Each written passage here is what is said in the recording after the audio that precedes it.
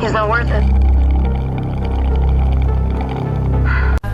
Ew. This character named Jordan in the Intergalactic Heretic Prophet game has been part of a larger conversation. The main issue, which I share, and yes, I know crazy, I'm not an incel, is that her character is just detestable. I've never even had an issue with the actress herself. I think a lot of these people end up shooting themselves in the foot because they try to insult others for having an issue with the characters of video games. It's a video game character, not real. And yes, I get it. It's based on her model, but we weren't even talking about her as a person. We were talking about the actual character, how the writers crafted her, and how she was presented in the trailer. From what they showed, the character came off as rude, very snobby and full of herself, and just not likable at all. At least not based on what we were given, which yes, was a very short clip, but this is how you're supposed to be marketing the game. So if this is the best of the character you have to offer, then it just didn't seem very appealing. If they had only shown us bits and pieces of Star-Lord, and this is all we saw of him, I would also think, wow, that person's really disgusting. If she at least had some comedic witty banter that made her unlikable still, but at least she was charming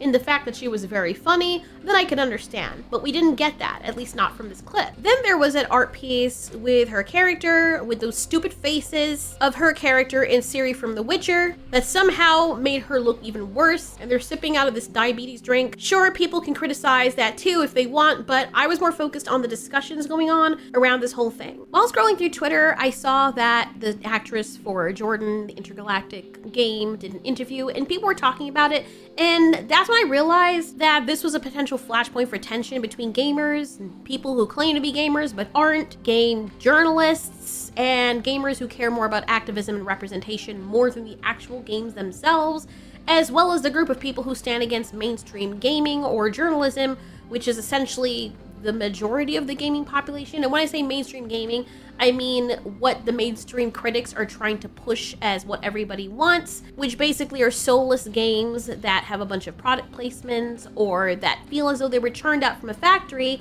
with no passion behind it. And that's where you hear terms like DEI being pushed around, which is what we saw. The art poster that the voice actor and model for the Intergalactic Prophet video game shared on her Insta, which is so DEI-licious. So firstly, when people talk about the term DEI, meaning diversity, equity, and inclusion, it often gets reinterpreted as didn't earn it. And the reason for this is that the way DEI is implemented often takes the credibility away from people that it's supposed to help or represent. You know, just by choosing people just based off of a group that they represent rather than their merit, the whole effort just feels kind of fake and shallow and hollow.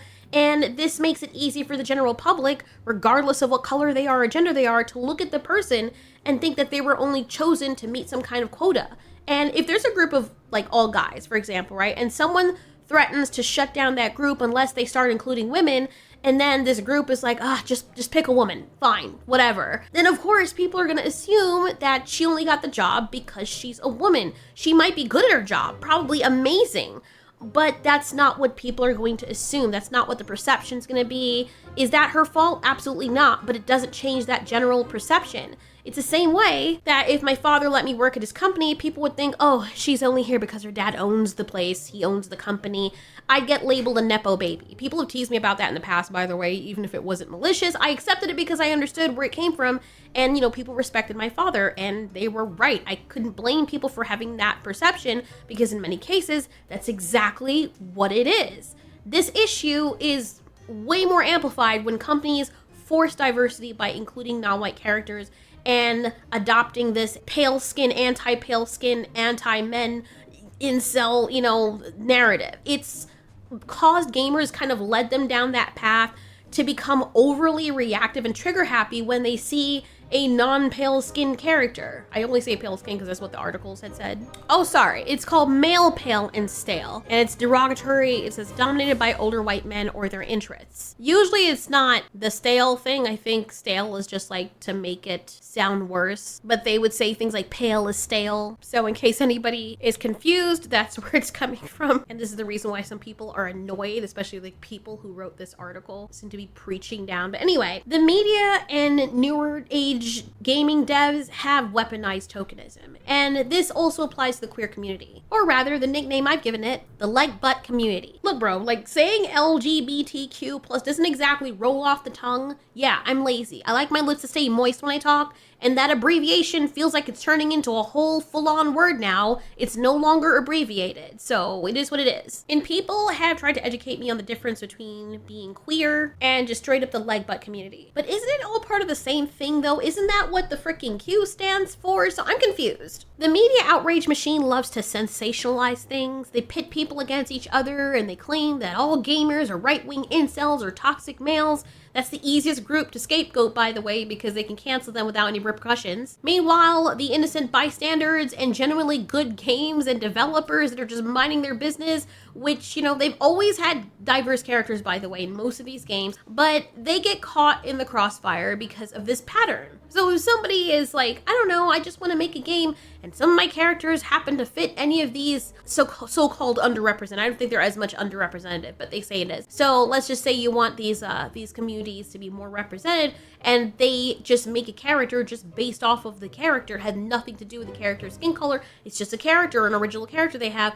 All of a sudden, they fall into that same pit and broad stroked as one of these games or part of that tokenism narrative. It's not fair, but it's important to understand where this frustration is coming from. Yes, there are people who are genuinely prejudiced and using this as an excuse to exercise their prejudice, but I don't think the majority of people are like that. When it comes to the Intergalactic Heretic Prophet, most people just didn't like the vibe of the character. Yeah, the model did look a little weird. The actress herself, though, is beautiful. There's nothing uncanny about her, aside from her tendency to dress like a shaved parrot sometimes. Other than that, the main issue was a lack of gameplay to counterbalance the mediocrity that people were seeing in the trailer, and the unlikable character, as well as the blatant product placements like Porsche and whatever else. That's what people were genuinely complaining about. But let's get to the core of this discussion. So user Grums shared her interview, and here's what the actress for the main character of the Intergalactic Heretic Prophet had to say concerning queerness, or just representation. And then as far as with non-binary and transgender,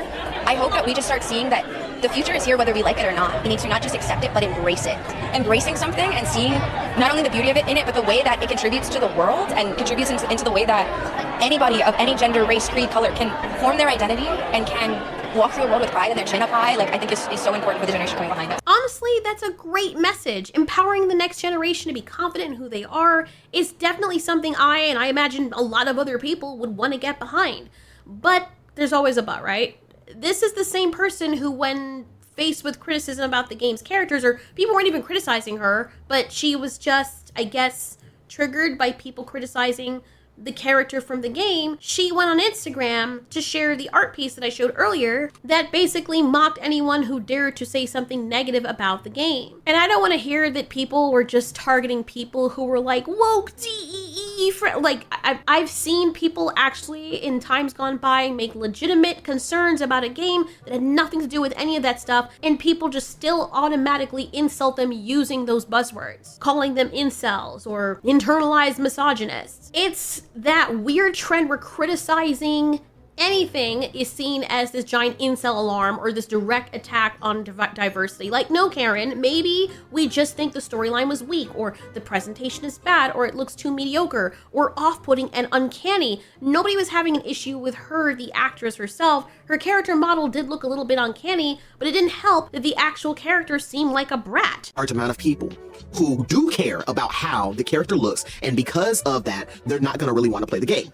Now, what you do not want to do is attack, and actually attack is maybe a bit of a strong word, but you don't want to feed into all of the negativity. The best thing for you to do is to shut the fuck up and just put the game, just do your thing, do your actress thing, put the game out, and let the game be what it is. And a lot of people agree with Insomniac. Also, critique doesn't mean you're anti-progress or anti-diversity. Sometimes you just want the game or the story or the presentation to be better, you know? So the cringe Instagram post aside, I thought we could take a step back and talk about the bigger picture. Like, how do we actually balance embracing inclusivity while keeping space for honest criticism without everyone losing their minds over it. Did Naughty Dog know that this game would receive so much hate? Because it seems like they prepared for it. At the Game Awards, Intergalactic the Heretic Prophet was revealed, showcasing a retro-futuristic sci-fi world with amazing graphics, animations, and plenty of ad placements. But the community reception has not been good. Every trailer online has received a mass amount of dislikes, even on Naughty Dog's own page. People saying, should have called it the last game from us, and this game is going to make a Concordian amount of dollars. I see what you did there. So here's the thing. It's not the message itself that people are pushing back on. It's the way it's being delivered. And more importantly, and this is very important, and it's gonna probably trigger a lot of people me saying this, but the way it's also being forced on people. Gamers are not against diversity. In fact, diversity has always been a part of gaming. Like, really think about it. Characters of different genders and races, ethnicities, and etc. have been out in games for decades. Like, people are pretending it's this new thing that just happened in the last 5 years because someone was a messiah and they're like, I'm gonna bring diversity to game. It was already there. The difference now, though, is that developers and media are shoving in your face like it's some revolutionary concept. Like, diversity never existed until they opened up their mouths and told everybody, you know what, guys, you know what way all gamers could use? A bunch of diversity. Like, it doesn't make any sense. It's not true. People are being very disingenuous when they act like that. But the other problem is human psychology. When you tell people that they have to embrace something, they must embrace it, you need to embrace it, and just pound it in their faces till your fist goes down their throat, you know, when it's also framed as some kind of moral superiority, it triggers resistance. It just is. It's like your parents telling you, you need to do this because I say so. This is important and I want you to do it. You just need to. And if you don't do it, you're going to hell, you're going to get grounded. Like, people don't like being forced into a corner and told what they must feel or think. It's not about the content itself, it's the delivery. What makes this worse is the reaction when someone simply critiques a character. If you don't like a certain character, or let's say you think that they weren't written poorly, the dialogue's bad, or the characters, God forbid, the character design just looks ugly or it's not appealing to you. You're suddenly labeled as a bigot, racist, or some other buzzword inflammatory term, and it's very exhausting to people. Criticism of bad writing or character design has nothing to do with the identity of the character or the actors or the model it was based on. And by conflating these two things, these developers and people defending them, you're turning the conversation toxic. By the way, if you hear what sounds like bones being chewed on or like legs snapping or something, that's my other Shiba. So, yeah, no one's bones are breaking. It's just he's chewing on a really large femur bone right now, so it is what it is, just in case. He's a rescue, so I'm trying to make him feel as comfortable as possible, so I don't want to just like take it away from him. Jesus Christ. Can you hear it? Oh, Lord. Weird. Anyway, as I was saying, when you have this approach or when people start acting like this, it actually hurts the beautiful message people like this actress are trying to share. Like, I'm guessing like when she's saying this, she actually really means it. But when you make everything about identity and then accuse anyone who disagrees of being hateful, you alienate the very audience that you're trying to reach. These are the people whose minds you want to change or who you think don't think like you. And the reality is that the other reason that people are kind of most likely annoyed with all this is that non-binary and transgender people make up a very small portion of the population. It doesn't mean that their experiences aren't valid or important or that they don't exist. They absolutely do. Their experiences and all of that stuff is important. But when developers make everything about the very small groups, it starts to feel kind of performative, like they're checking a box, and people, you hear that terminology get thrown around a lot, but that's what it often feels like. You know, instead of creating authentic characters, it just feels like tokenism, and people can see through that. The same thing with movies as well. On top of that, many so-called representatives of these communities, they're speaking out, they're not helping. Some of the loudest voices are so freaking tolerant and bigoted themselves, and they're acting like they speak up for the entire group, which is a small group, by the way. So let's just say there's only a few thousand of these people in existence, and then you have 1,000 of those being the only voices that are online speaking up for their entire group and shutting down any discussion or critique or acting crazy and flying off the handle. That's not fair to the rest of the community who might not agree with those extreme approaches, and you're basically misrepresenting your community. I understand that sometimes in situations like this, there is a stereotype, but if nobody comes out in conflict of these stereotypes that are being set, it's going to seem like that's the norm. So crazy clips like this. Going back. Excuse me, sir, there's a young man in here. I apologize, but excuse me, it's ma'am. I'm sorry. It is ma'am. I can call the police if you'd like me to. You need to settle down. You need to settle down and mind your business, okay? Both of you guys? Ma'am, once again, ma'am. I said both of you. No, you said sir. Once again, it's ma'am. I actually said both of you guys. It was in general. Right beforehand, you fucking said sir. Sir? Okay. Motherfucker, take it outside. If you want to call me sir again, I will show you a fucking sir. I apologize. Motherfucker. I apologize now. Your entire staff has been calling me sir. Okay. You're the one handing the credit card, But correct? look at me. Okay, you're the right? one. Okay, I can look at you. What about me is presenting what you would call masculine right now? If you didn't see the name on my credit card and you were quickly handing me my card back, would you have said something? It looks like he's having a nice feast. She, her. Okay. Yeah, it's okay. It's all good. But it was not all good. Hi. I use she, her pronouns. I'm not sir. Oh, so sorry. Yeah, like it's like a knife in the heart. I did specifically ask ahead of time not to be called sir. Yeah, I'm just gonna go. Trying to go get your medication. I can't imagine. I literally walk up there, the lady on the phone is like, oh, can I have your last name? And so I give it to her. She's like, oh, okay, I'll meet you out there and I'll give you your prescription, right? So I'm waiting and she comes out and then she says, oh, is this for? And then she says my dead name. No! So clips such as those become synonymous with those groups, and then add to that these studios and community reps beating people over the head with their proverbial gospel. That's just going to be a recipe for disaster. And this is where the disconnect happens. Most people, gamers included, are not intolerant. They're not bigots. They don't hate diversity. And they don't hate diversity or the idea of non-binary and transgender characters.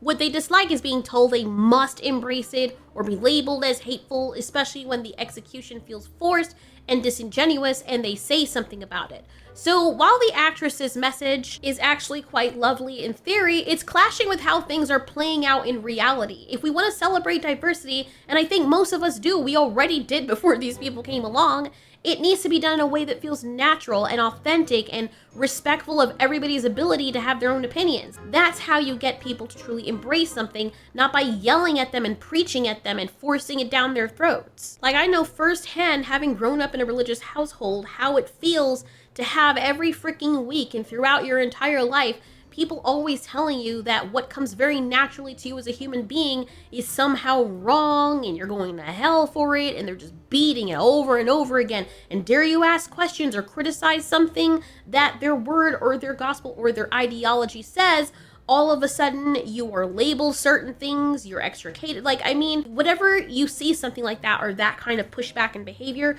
it is usually indicative of there being a cult or having a cultish mindset. And as I mentioned earlier, her message, great, but here's the problem. Actions also speak louder than words. And when you look at how she interacted with the player base, it starts to contradict her own message, especially when it wasn't even aimed at her directly. That poster that she posted that I showed earlier with her comparing Ciri from The Witcher alongside her character from the Intergalactic Heretic Prophet game not only mocked men, but it also essentially labeled the player base on a whole as incels. Her response to people that were criticizing Naughty Dog, not even for the reason for what she thinks it is, she just blanketed everything and said, "You mad, bro?" which is the same energy as throwing gasoline on a fire, and then you act surprised when it explodes. But the second you come out here and you start antagonizing the people who the go broke guys and some girls, once you start going on the defensive and start attacking back at them, you're only going to hurt your game.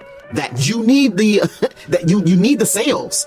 You know, just let the game speak for itself, but don't be surprised when you turn off a lot of people to the game that you're modeling for. And here's why that approach completely undermines her message. On one hand, she's saying, oh, we need to embrace diversity and help people walk with their heads up and embrace who they are. But then on the other hand, she's mocking and belittling a large portion of her audience, people who are part of the gaming community who might have legitimate concerns or critiques.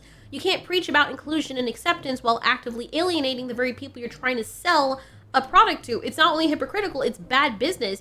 Even for people who are not the mainstream, like they're not part of the mainstream of these type of conversations on the internet, if they know and see a pattern with every game that they've had or purchased with people that act like this, that results in the game that they spend and waste their money on being absolute shit, they're going to avoid this like the plague. They're going to see this as a calling card and probably think to themselves, oh crap, that's one of those things, not going to stay away from that. The game might be a good game, but because this is how you're marketing it outside of the game, with you insulting people you need to actually be your customers, you're going to turn off a lot of the normie people. And this leads us to another part of an important distinction, and that's the psychology of having a platform versus being a part of a product that you're selling. When you're just a random person sharing your opinions on social media, whether it's politics, identity, whatever, you're speaking for yourself. Sure, people might disagree with you, but you're not asking them to pay you for your opinion. You're just putting it out there, and while that can still spark a debate or backlash, it's a different ballgame when you're part of a product,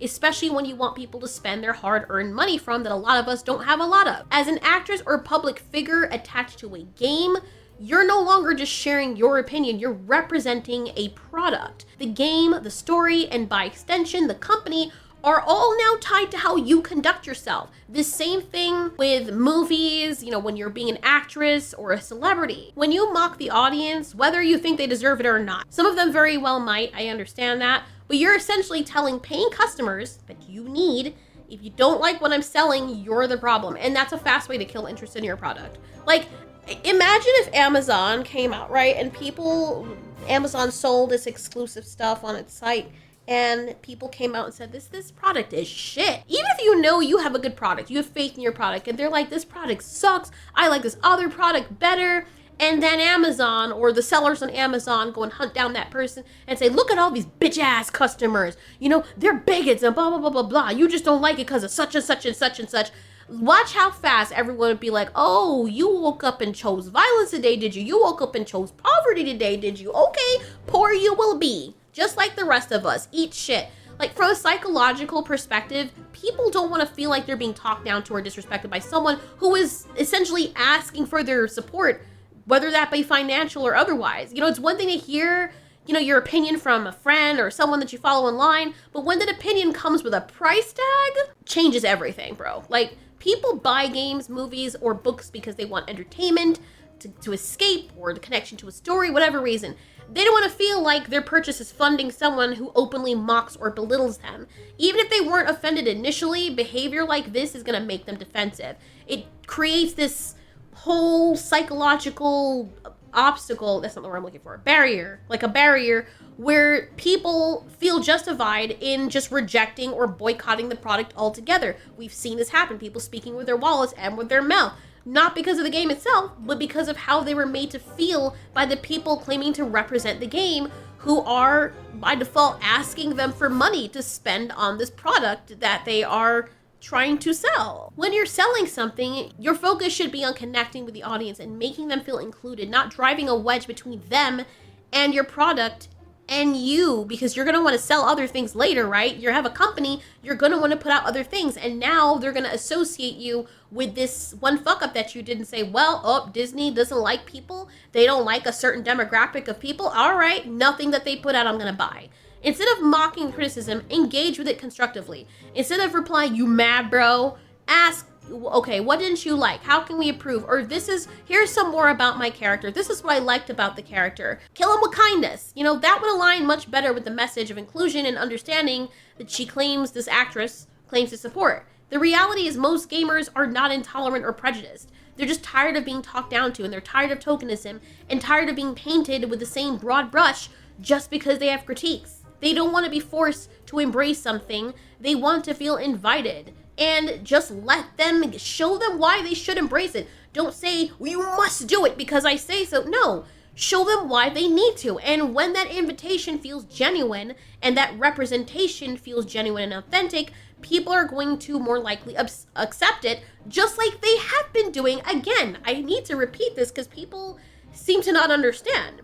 They've been doing this for years. Diversity, all of that stuff has been in the media, in gaming, movies, TV, anime, for years. This isn't a new concept, and people had already gotten to the point where they just embraced it. And now, with you forcing it, you've seen the result of what happens when you go ham. So to the actress, the message that you're trying to share is beautiful, but actions like mocking your audience and dismissing critiques are what creates the resistance that you're facing. And now the thing is, when people weren't even talking about you, you have made yourself a freaking target because ain't nobody was talking about you. They were talking about the character and how the model looked weird or how the character wasn't likable or the game seems mediocre, and you just had to go and insert yourself in because you're so narcissistic to the point where you're like, if they're talking about the game that I model, of the game character that I model, they must be talking about me, and you made it now about yourself, which is why people are now redirecting their ire against you.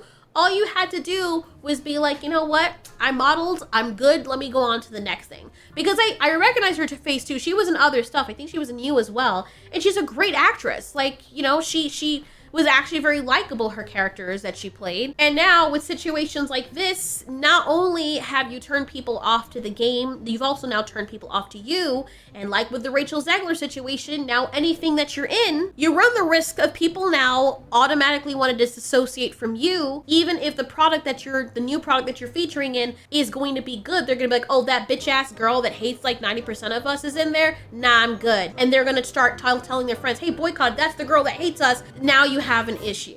So I think that's the dynamic. If these things were free, I think the conversations wouldn't be as bad. Some people really are taking it overboard, I understand, but I can understand also where some of that frustration is coming from. You know, you have the ugly video game characters. And the thing is, the character herself, I don't think the character is necessarily ugly, but she looks very uncanny. And her character, of course, you have to be somewhat realistic, I guess, in the portrayal of these games, because you're like, well, she probably went through a hard time and this is how she would actually look.